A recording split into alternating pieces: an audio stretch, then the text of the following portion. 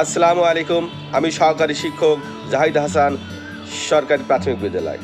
আজকে আপনাদের সামনে একটা মজার ভিডিও নিয়ে এসেছি। এই ভিডিওটা আপনাদের সন্তানদের জন্য খুবই গুরুত্বপূর্ণ।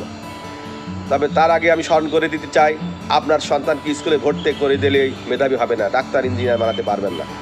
ডাক্তার ইঞ্জিনিয়ার অফিসার বিজ্ঞানী বা ভালো মানুষ বানাতে হলে অবশ্যই আপনাকে 2 মাস বয়স থেকে আপনার সন্তানের পিছনে পরিশ্রম করতে হবে। আর সেটা কিভাবে করতে হবে, আমার প্রত্যেকটা ভিডিও খেয়াল করুন এবং আপনার সন্তান অবশ্যই মেধাবী হবে। গত পাঠে আমরা শিখেছি কিভাবে বর্ণ শেখাতে হয়। আমার গত পাঠ এবং তার আগের পাঠে বর্ণ শেখানোর কৌশলগুলো আপনাদেরকে দেখিয়েছি। আপনারা সেই মোতাবেক কাজ করলে অবশ্যই আপনার সন্তান বর্ণ 100% শিখতে পারবে। আজকে আপনাদের শেখাবো কিভাবে রিডিং পড়া শিখতে হয়। আমাদের গতানুগতিক ধারায় অনেকে আমরা রিডিং পড়িয়ে থাকি, যেটা আসলে আপনার সন্তানের মেধার বিকাশে ভালোর চেয়ে খারাপে বেশি হবে।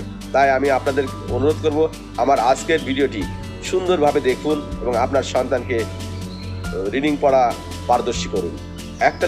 একটা শিক্ষার্থীর জন্য অবশ্যই রিডিং তার খুবই গুরুত্বপূর্ণ, কারণ রিডিং পড়া সে না জানলে সে পড়া আগ্রহ হারিয়ে ফেলে এবং সে ভাবে অন্যদের থেকে সে পিছিয়ে পড়েছে। তাই আপনার সন্তানকে রিডিং পড়াবেন খুব সহজেই। আমার ভিডিওটি দেখুন এবং এই ভিডিওটি দেখলে আপনি চেষ্টা করলে আপনার সন্তান এত সহজে রিডিং পড়া শিখতে পারবে যা আপনি কল্পনাও করতে পারেননি।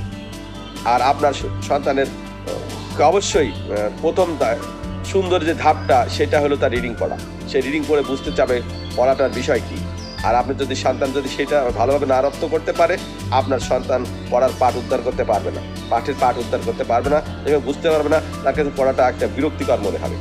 তাই আমি অনুরোধ করব, আমার এই ভিডিওটি দেখুন এবং সেই মোতাবেক কাজ করুন। আপনার সন্তান অবশ্যই মেধাবী হবে এবং আপনার সন্তান অবশ্যই এত সহজে রিডিং পড়া শিখবে আপনি যা চিন্তাও করতে পারবেন না।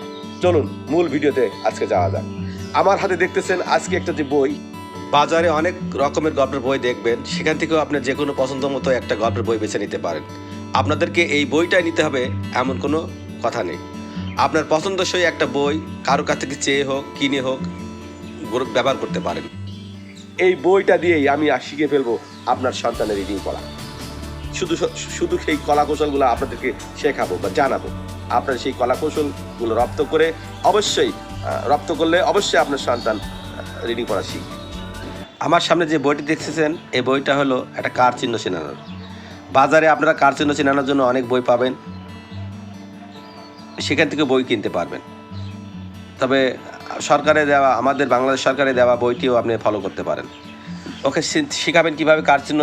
এটা আকার, রস্যকার, দীর্ঘিকার, রস্যকার, দীর্ঘকার, রিকার, একার, ওকার, ওকার, ওইকার, ঔকার। এইভাবে প্রত্যেকটা কার চিহ্ন ওকে আপনি শেখাবেন। যখন কার চিহ্নগুলো মুখস্থ হয়ে যাবে, মুখস্থ হওয়ার পরেই আপনি পরবর্তী ধাপ গ্রহণ করবেন। আমার সামনে যে বইটা দেখতেছেন, এই বইতে কোনো যুক্ত বর্ণ নেই, শুধুমাত্র কার চিহ্ন রয়েছে। আমরা তো শিখলাম এতক্ষণ কার চিহ্ন, আকার কোনটা, রস্যিকার কোনটা, রস্যকার কোনটা, দীর্ঘকার কোনটা, দীর্ঘিকার কোনটা, একার কোনটা, ওইকার কোনটা, ঔকার কোনটা, এটা আমরা শিখেছি। এখন শেখার পরে আমরা বইটা হাতে নিলাম। সে পড়তে জানে না, রিডিং পড়া শেখেনি। তাই এখন আপনি প্রথমেই তাকে এই ছবিটা পড়ায় বলবেন যে এখানে আছে শিয়াল ও কাকের একটা গল্প। আমরা চলো শিয়াল ও কাকের গল্প কীভাবে পড়তে হয়, রিডিং পড়তে আমরা শিখব। তখন ওকে পড়াবেন এইভাবে, বলো এ কয়েক ব্যাকার বার একবার। ও বললো এ কয়েক ব্যাকার বার একবার। এ কয়েক, এই শব্দটা শেখা হয়ে গেলে তখন এই শব্দটা যাবেন। এ কয়েক, ও বললে এ কয়েক, তখন এক বললেন একবার এক, তালো শেখা উঁচতে গেল শিয়াল, একবার এক শিয়াল। 3টে শব্দ পড়া হয়ে গেল, তখন আবার এটা ধরবেন। দয়কার খলা দেখলো, একবার এক ব্যাকার বার, একবার এক শিয়াল দেখলো। এই 3টা যখনই 4টা শেখা হয়ে যাবে, পরে আরেকটা বর্ণ বাড়াবেন। একটি, একবার এক শিয়াল দেখলো একটি। এটা যখন এই 5টা শব্দ মুখস্থ হয়ে যাবে, 6ষ্ঠ শব্দে আসবেন। কয়াকার ক কাক, কয়াকার ক কাক। একবার এক শিয়াল দেখলো একটি কাক। তখন ওকে এটি বানাতে বলবেন। ও বলবে এ ক টয়সু একটু, এক টয়সু ক রয়কারেরও টুকরো, এক টুকরো। ওকে বানান করে শিখাই দেবেন, ও ওইভাবে বানান করা শিখবে, বলবে। যখন এটা শেখা শেষ হয়ে যাবে তখন একবার এক শিয়াল দেখলো একটি কাক এক টুকরো।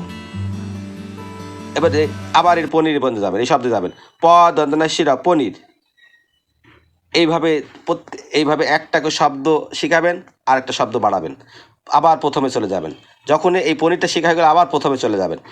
একবার এক শিয়াল দেখলো একটি কাক এক টুকরো পনির। এইভাবে প্রথম থেকে শিখতে শিখতে সে মুখস্থ করে ফেলবে। এই পর্যন্ত প্রথম তো এই এক পৃষ্ঠা মুখস্থ হলে আর এক পৃষ্ঠায় যাবেন। যখন এই পৃষ্ঠা মুখস্থ হয়ে যাবে তখন আবার এই পৃষ্ঠা প্রথম থেকে পড়াবেন। তাহলে কী হবে, রিডিং পড়া যে ছন্দ আছে সেই ছন্দ শিখবে এবং কার চিহ্নগুলো কীভাবে ছন্দের মধ্যে সুরের মাধ্যমে গেঁথে যায় এবং শেখে, সেইটা ওর মাথার ভিতর চলে যাবে। তাই যখন এই পড়াটা এই পৃষ্ঠা শেষ হয়ে যাবে তখন আবার প্রথম পৃষ্ঠা থেকে শুরু করবেন। প্রথম পৃষ্ঠা না পারলে আবার প্রথম পৃষ্ঠা রিভিউ করুন, তারপরে আবার এই পৃষ্ঠায় আসুন। যখন 2 পৃষ্ঠা তার থ্রুলি মুখস্থ হয়ে যাবে তখন তৃতীয় পৃষ্ঠায় চলে যান, তৃতীয় পৃষ্ঠায় চলে যান। এইভাবে তৃতীয় পৃষ্ঠায় এইভাবে প্রত্যেকটা পৃষ্ঠা তাকে মুখস্থ করাবেন। এইভাবে বইয়ের প্রথম থেকে শেষ পর্যন্ত এই একটা বই, অত বই পড়ানোর দরকার নয়, এই একটা বই আপনি থ্রুলি মুখস্থ করাবেন এবং থ্রুলি সে পড়তে পারে প্রত্যেক দিন এক লাইন করে। যাই হোক, আজকে আর এই বইটা আর ভিডিওটা বানালাম না। আপনারা তো এখন বুঝতে পেরেছেন যে একটা শব্দ শেখার পরে আরেকটা শব্দ, আরেকটা শব্দ পরে আরেকটা শব্দ, 3টা শব্দ পড়া শেষে আবার 4র্থ শব্দ। এভাবে একটা বাক্য শেখাবেন, বাক্য শেখায় 2টা বাক্য শেখাবেন, 2টা বাক্য 3টা বাক্য শেখাবেন, 3টা বাক্য 4টা বাক্য শেখাবেন। এইভাবে এক পৃষ্ঠা শেষ হলে পরের পৃষ্ঠায় যাবেন, পরের পৃষ্ঠা যখন শেখা হয়ে যাবে আবার প্রথম পৃষ্ঠা থেকে তাকে পড়তে দিবেন। এভাবে শেষ পৃষ্ঠা পর্যন্ত পড়াবেন। এইভাবে সম্পূর্ণরূপে তাকে বইটা মুখস্থ করায় ফেলবেন। মুখস্থ করলে পড়াতে পড়াতে মুখস্থ হয়ে যাবে এবং সকালে বিকেলে রাতে 3 বেলা দরকার হয় 2 লাইন করে পড়ান, 1 লাইন করে পড়ান। 1 মাস পড়ান, আপনার সন্তান ফুলি রিডিং পড়তে পারবে এবং যে কোনো বই তার পড়ার ভিতর চলে আসবে। কখনোই আপনারা এইটা পড়াতে যাবেন না কয়াকারে কা, কয় শিকি, কয় সুকু, কয় দীর্ঘকু, এইভাবে কখনো শেখাবেন না। এইটা সে পড়ার ধারা বুঝতে পারবে কিন্তু তার ভিতর রিডিং পড়ার প্রবণতা আসবে না। তাই অনুরোধ করব, পুরাতন ধ্যান ধারণা থেকে বেরিয়ে আমার দেখানো পদ্ধতিতে পড়ান, আপনার সন্তান অবশ্যই রিডিং পড়া শিখবে। আজ আর ভিডিওটি বানানো এখানে শেষ করলাম। আল্লাহ হাফেজ।